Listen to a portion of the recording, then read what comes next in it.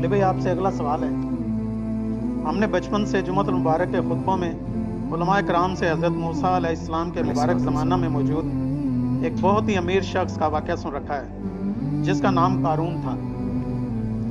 اس کی دولت کے خزانوں کی چابیاں 70 اونٹوں پر لادی جاتی تھیں، لیکن اللہ تعالیٰ نے اسے اس کے خزانے سمیت زمین میں دھسا دیا.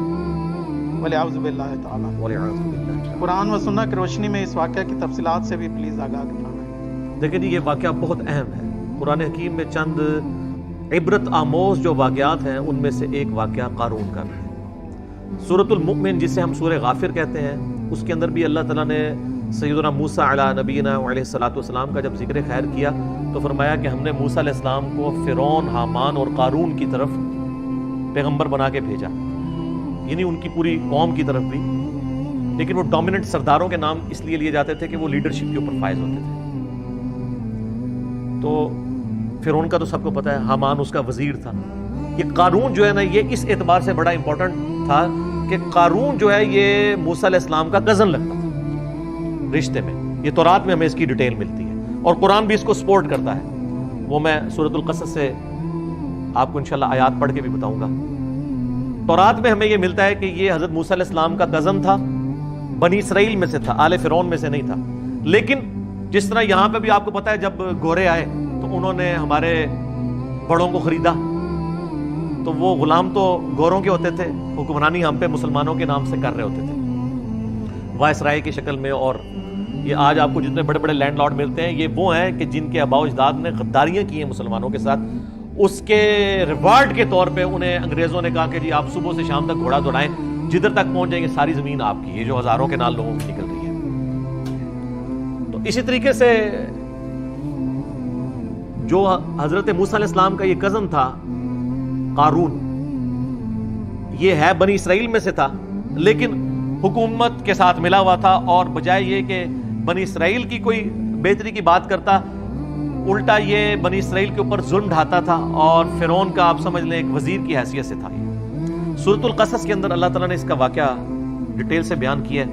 سورۃ القصص سورت نمبر ہے 28 اور پارہ نمبر 20 کے اندر آپ بالکل اینڈ پہ چلے جائیں نا، آیت نمبر 76 سے آنورڈ. اعوذ باللہ من الشیطان الرجیم، بسم اللہ الرحمن الرحیم. ان قارون کان من قوم موسیٰ، بے شک قارون موسیٰ کی قوم میں سے تھا. اب یہ قرآن نے سپورٹ کر دیا کہ وہ آل فرعون میں سے نہیں تھا، ہے بنی اسرائیل میں سے تھا. اور تورات میں ڈیٹیل ملتی ہے کہ وہ ان کا چچا زاد لگتا تھا. پیغمبر کا رشتہ دار بھی ہے، کافر ہے تو مردود ہے. ہمارے محبوب علیہ السلام کا رشتہ دار ابو لہب مردود ہو گیا. فبغى علیہم، لیکن اس نے بغاوت کی ان کے اوپر. وآتیناہ من الکنوز ما ان مفاتحہ لتنوء بالعصبۃ اولي القوہ. اللہ فرماتا ہے ہم نے اس کو ایسے خزانے دیے تھے کہ جس کی چابیاں ایک بہت بڑی جماعت اٹھاتی تھی. یہ 70 اونٹوں والی بات تو یہ 70 اور اونٹ تو ویسے ہی سال لگ جاتے ہیں نا. قرآن میں اتنا ہی ذکر ہے کہ بہت بڑی جماعت تھی جو صرف چابیاں اس کی اٹھاتی تھی. ہو سکتا ہے اونٹوں کے اوپر وہ لاتے تھے تو 70 بھی، یعنی بڑی 70 کا عدد ویسے عربی زبان میں کثرت کے لیے بھی استعمال ہوتا ہے. اذ قال له قومه لا تفرح، جب اس کی قوم نے اس سے کہا کہ بد شیخی بگاڑ. ان اللہ لا يحب الفرحین، بے شک اللہ تعالیٰ شیخی بگاڑنے والے کو پسند نہیں کرتا.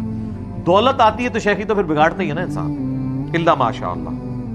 وابتغی فیما آتاک اللہ الدار الآخرہ، اور جو اللہ نے تجھے اتنا مال دیا ہے اس سے آخرت کی زندگی طلب کر، مراد کے اللہ کی راہ میں خرچ کر. جو بخاری مسلم میں حدیث ہے کہ انسان کہتا ہے میرا مال میرا مال میرا مال، حالانکہ تیرا مال تو وہ ہے جو تو نے کھا کے ختم کر لیا یا پہن کر بوسیدہ کر لیا، باقی تو تیرے ورثاء کا مال ہے. یا پھر تیرا مال وہ ہے جو تو نے اللہ کی راہ میں خرچ کر کے آخرت کے لیے محفوظ کر لیا. تو نبی الاسلام فرمایا تمہارا مال 3 قسم کا ہے، کھا پی لیا، پہن لیا، یا اللہ کی راہ میں خرچ کر کے قیامت کے دن کے لیے محفوظ کر لیا، باقی تمہارے ورثاء کا مال ہے. ایک اور حدیث ہے بخاری و مسلم میں، نبی صلی اللہ علیہ وآلہ وسلم نے فرمایا انسان کے 3 دوست ہیں، 2 دنیا میں رہ جاتے ہیں، صرف ایک ہی قبر میں جاتا ہے. اس کا مال اور اس کے رشتہ دار وہ قبر سے باہر رہتے ہیں. اس کے اعمال 7 قبر میں جاتے ہیں. تو اعمال میں ظاہر ہے جو مال اس نے خرچ کیا ہوگا وہ 7 قبر میں جائے گا, باقی مال باہر رہ جائے گا. ایک اور حدیث ہے بخاری اور مسلم میں, نبی صلی اللہ علیہ وآلہ وسلم نے فرمایا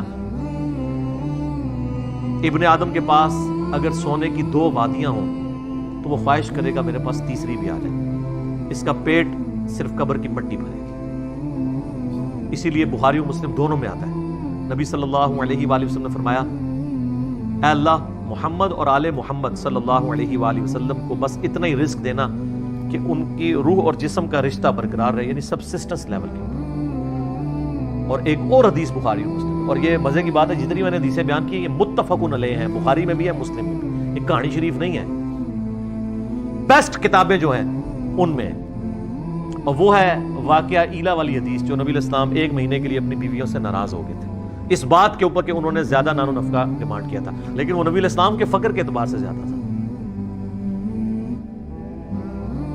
تو سورۃ العذاب کی آیات نازل ہوئی کہ اپنی بیویوں کو اختیار دیں کہ میں تمہیں مال دے کے چھوڑ دیتا ہوں, اور اگر تم اللہ اور اس کا رسول اور آخرت کا گھر چاہتی ہو پھر اسی غربت میں نبی الاسلام کے ساتھ گزارا کرنا ہے.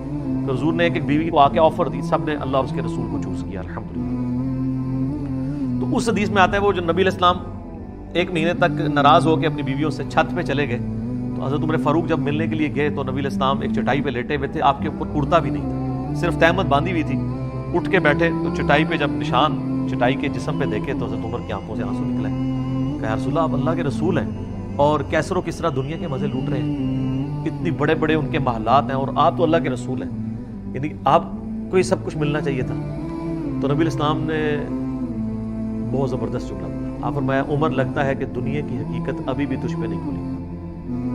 کیا تم اس بات پہ خوش نہیں ہو کہ کیسر و کسرا یعنی رومن اور پرشین امپائر کے جو شہنشاہ ہیں وہ دنیا کے مزے لوٹیں اور ہم آخرت کی سعادت لوٹ لیں. اندازہ کریں آپ, حضرت عمر کو کہا جا رہا ہے ابھی لگتا ہے دنیا کی حقیقت تم پہ نہیں کھلی, لیکن سر اس واقعے کے بعد پھر حضرت عمر پہ کھل گئی. سر پھر ان کا ڈنڈا اتنا سخت تھا کہ جتنا عرصہ وہ رہے ہیں نا, نہ خود حرام کھایا نہ کسی کو کھانے دیا. اس لیے اللہ تعالیٰ نے ان کے دور میں رومنز اور پرشینز کو گرایا. ٹھیک ہے, تو جنہوں نے حضور کی صحبت کی ہوئی تھی ان کو پتا تھا کہ نبی الاسلام کی زندگی کتنی فقر میں گزری ہے, ان کو دنیا کا مال دھوکہ نہیں دے سکتا تھا. بہرحال اس واقعے کی طرف واپس آئیں, سورہ قصص والا. تو اس کے ساتھیوں نے کہا کہ تجھے جو اللہ نے دیا ہے نا اسے آخرت طلب کر, وَلَا تَنْسَ نَصِيبَكَ مِنَ الدُّنْيَا, اور دنیا میں بھی جو تو نے خرچ کرنا ہے اپنے لیے لوگوں کے اوپر اس کو بھی بے شک مت بھول. ہم یہ نہیں کہتے کہ سب کچھ اللہ کی راہ میں خرچ کر دے, اپنا بھی حصہ لے اس میں سے. وَأَحْسَنِ كَمَا أَحْسَنَ اللَّهُ إِلَيْكَ, اور تو لوگوں کے اوپر احسان کر اس مال کے ذریعے جس طرح اللہ نے تجھے مال دیا, یعنی اللہ کے دیے ہوئے میں سے اللہ کی راہ میں خرچ کر, غریبوں کے اوپر لگا. وَلَا تَبْغِ الْفَسَادَ فِي الْأَرْضِ, اور دیکھ اس کے ذریعے زمین میں فساد تو مت بچا. اگر تجھے دولت ملی ہے, یہاں پہ بھی آپ دیکھ لیں جس کے پاس دولت آئی ہے وہ ڈان بنا ہوا ہے, اس کے لیے جناب بڑا وکیل کیا جج کرنا بھی کوئی مسئلہ نہیں ہے, وہ جج بھی کر لیتے ہیں. ظاہر ہے ججوں نے کئی فیصلے دیے ہیں نا ایسے کہ جی ان کے اپنے جج بکے ہوئے تھے, تو وہ کسی نے پیسہ لگایا تو بکتے ہیں نا. ان اللہ لا يحب المفسدین, بے شک اللہ تعالیٰ زمین میں جو فساد کرنے والے ہیں نا ان کو پسند نہیں کرتا. اب اتنی زیادہ نصیحت سننے کے بعد دماغ کا خمار دیکھیں کہ قارون جواب میں کیا کہتا ہے. قال انما اوتیتہ علی علم عندی, وہ کہنے لگا یہ جو کچھ مجھے حاصل ہوا ہے یہ تو میرا کمال ہے, یہ میرے علم کی بدولت ہوا ہے, میرے پاس جو ہنر ہے, میں بڑا یعنی ہوشیار آدمی ہوں, میں نے بڑی چلاکی کے ساتھ بڑے صحیح ٹائم پہ انویسٹمنٹ کر کے جناب فلانی جگہ پلاٹ لے لیا سیدھے, آج جناب میرے احساس اتنے ہوئے ہیں. وہ کہنے لگا میرے پاس علم ہے خاص جس کی وجہ سے میں نے, اسی لیے ہمیں دعا سکھائی گئی ہے. سنن ابن ماجہ میں حدیث ہے نا کہ فجر کے بعد نبی الاسلام کیا دعا کرتے تھے, اللہم انی اسألک علما نافعا ورزقا طیبا وعملا متقبلا, میں ایسا علم تجھ سے مانگتا ہوں جو نفع مانگتا ہوں, اور رزق مانگتا ہوں جو پاکیزہ ہو, اور عمل ایسا مانگتا ہوں جو تیری بارگاہ میں قبول بھی ہو, ریاکاری کی نظر نہ ہو جائے. کتنی پیاری دعا ہے. علم نفع والا, نقصان والا نہ ہو. علم دین بھی نقصان بن سکتا ہے اگر آپ اس کو بیچنا شروع کر دیں, اور عمل بھی, نیک عمل بھی آپ کے لیے نقصان کا باعث بن سکتا ہے اگر اس کے اندر ریاکاری آ گئی, دکھلاوا آ گیا. یہ تو پھر لادہ سے ایک ٹاپک ہے. اللہ تعالیٰ فرماتا ہے اولم یعلم ان اللہ قد اہلک من قبلہ من القرون، کیا قارون نے یہ نہیں دیکھا تھا کہ بے شک اللہ تعالیٰ نے اس سے پہلے بھی کئی قومیں ہلاک کر دی، من ہوا اشد منہ قوتا واکثر جمعا، جو اپنی قوت اور مال جمع کرنے کے اعتبار سے قارون سے بھی زیادہ مال تھا ان کے پاس۔ اللہ تو وہ ہے جس نے ان کو بھی ہلاک کر دیا تھا، تو یہ قارون کو اپنے جو مال کے اوپر اتنا بڑا زوم ہے، کس بنیاد پہ تھا؟ ولا يسأل عن ذنوبهم المجرمون، اور جو مجرم ہیں ان سے ان کے گناہوں کے بارے میں نہیں پوچھا جائے گا۔ یہ نہیں پوچھا جائے گا، یہ لٹریچر کی زبان میں بات ہو رہی ہے کہ اللہ تعالیٰ کو پوچھنے کی ضرورت نہیں ہے، اس کو پتہ ہے کہ انہوں نے کیا کرتوت کی ہیں، یعنی جب عذاب آئے گا تو پھر نہیں پوچھا جائے گا کہ حضرت صاحب کون عذاب لے آئیے تھوڑے، بغیر پوچھے اٹھا کے تو اللہ تعالیٰ ان کو تباہ و برباد کر دے گا۔ اور یہی قارون کے ساتھ ہوا ہے، جناب سنیں، یہ بھی ڈراپ سین آ رہا ہے اس کا۔ فخرج علی قومہ فی زینتہ، تو ایک دن وہ بڑی زینت کے ساتھ، آج کے دور میں آپ کہہ لیں کہ جی بڑی مہنگی گاڑی کے اندر بڑے مہنگی گھڑی پہنے ہوئے اور بڑے مہنگے جوتے اور کپڑے پہنے میں نکلا۔ قال الذین یریدون الحیاۃ الدنیا، تو وہ لوگ جو دنیا کی زندگی کے طلبگار تھے وہ کہنے لگے یا لیت لنا مثل ما اوتی قارون، کاش ہمیں بھی اتنا مال ملتا جو اللہ نے قارون کو دیا۔ یہاں پہ بھی آپ دیکھ لیں نا، کسی کی فلم بھی کامیاب ہونا وہ کہتا ہے اللہ کا فضل ہے، جس نے حرام خوری سے بہت زیادہ پلاٹ بنا لیا وہ بھی کہتا ہے کہ اللہ کا فضل ہے، تھوڑے سے مال میں اللہ نے برکت دی ہے، میں تو کچھ بھی نہیں سا وہ ایک فضل ہے۔ تو ڈیپ کرو تو پھر تمہیں پتہ لگے کتنے کتنے کام پائے ہیں اتنے تک پہنچنے واسطے۔ بعض لوگ ناراض ہوئے ہیں، میں نے یہ جو دعویٰ کیا تھا نا کہ جو بھی ارب پتی ہے نا میرے بھائی، کہیں نہ کہیں اس نے ڈنڈی ماری ہے، رزق کے حلال رزق کے اوپر کوئی شخص اتنا اوپر نہیں کبھی جا سکتا، کہیں نہ کہیں اس نے کمپرومائز کیا ہے اصولوں کے اوپر۔ تو اس کے نا جواب میں کئی لوگوں نے نیچے کمنٹس کیے کہ علی بھائی اس کا مطلب ہے آپ یہ کہہ رہے ہیں کہ حضرت عثمان نے بھی کیا ہے یہ، یار بات کر رہے ہیں تواڈے بابیاں دی، تسی پہنچ گئے ہو خلفائے راشدین ہوتے، ٹھیک ہے، ہم تو آپ کی بات کر رہے ہیں، ان کی تو سند نازل ہوئی ہے قرآن و سنت میں، اور دوسرا ان کے پاس وہ مال نہیں تھا جو آپ کے پاس مال ہے۔ خلفائے راشدین کا تو سارا مال جمع کریں تو ایک ایک پراپرٹی ڈیلر کے پاس زیادہ مال موجود ہے، تو ان کی مثال آپ لوگ کیوں دیتے ہیں؟ آپ اپنی بات کر رہے ہیں کہ آپ نے کہیں نہ کہیں جو ہے وہ لوگوں سے ناجائز زمینیں ہتھیا کے اپنے مال کو ڈبل کیا ہے، کہیں پہ سودی قرضے لیے ہیں، کہیں بدماشی سے ہتھیایا، کہیں پہ فائلوں کو پہیے لگائے ہیں، تو خود بول کے لوگ کہتے ہیں۔ تو کہنے لگے کاش جو قارون کو دیا گیا نا اس طرح کا فضل ہمارے پہ بھی ہوتا۔ انہو لذو حظ عظیم، یہ تو بڑا قسمت کا دھنی ہے، اللہ نے اس کو اتنا دیا، اللہ نے دیتا نا جی، تو ہم تکلیف ہے سانو نہیں تکلیف، جہدے کول ہے نا انہوں ہی تکلیف کٹنی پینی آخرت وچ۔ وقال الذین اوتوا العلم، اللہ تعالیٰ فرماتا ہے جو علم والے تھے نا، یہاں اب آپ کو پتہ چلا ہے کہ دولت کے اوپر لگام علم کی ہونا پھر انسان صحیح رہتا ہے۔ اللہ تعالیٰ فرماتا ہے جن کو اللہ نے علم دیا تھا نا، جب انہوں نے ان کی بات سنی نا کہ یہ بڑا خوش نصیب، انہوں نے کہا وَيْلَكُمْ ثواب اللہ خیر لمن آمن وعمل صالحا، ان کا تمہاری خرابی ہو، اللہ کے حضور جو اجر ہے وہ اس سے بہتر ہے ان لوگوں کے لیے جو ایمان لائے اور نیک اعمال کیے۔ ولا يلقاها الا الصابرون، لیکن اس کو وہی لوگ حاصل کر پائیں گے جو صبر کرنے والے۔ ایک یہ معنی ہے، اور دوسرا معنی یہ ہے کہ اس حقیقت تک وہ لوگ پہنچیں گے، اس علمی حقیقت تک کہ یار اصل زندگی تو آخرت کی زندگی ہے جو صبر کرنے والے۔ دونوں معنی بیک وقت درست ہے۔ دنیا تو ساری صبر پہ چل رہی ہے، پورے کا پورا دین، پوری کی پوری زندگی صبر ہے۔ تین چیزوں پہ آپ نے صبر کرنا ہے، اللہ کی طرف سے شریعت کی پابندی جو ہے نا اس پہ صبر کرنا ہے، فجر کے وقت اٹھنا، سردیوں میں غسل کرنا، گرمیوں کے روزے رکھنا، صبر کرنا۔ دوسرا صبر ہے حرام خوری سے بچنا، حرام کاموں سے بچنا، نگاہوں کی حفاظت کرنے کے لیے آپ کو حرام سے بچنے کے لیے صبر کرنا پڑے گا، اپنے نفس پہ جبر کرنا پڑے گا، رزق کے حرام سے بچنے کے لیے صبر کرنا پڑے گا، اور تیسرا صبر ہے اللہ کی طرف سے آئی ہوئی تکلیف کے اوپر صبر کرنا، وہ تو سب سے مشکل کام ہے۔ ظاہر ہے کہ رزق حلال میں پھر آپ عیاشی کی زندگی نہیں گزاریں گے، دونوں جہان نہیں مٹھے پاؤ، یہ نہیں ہوئے گا۔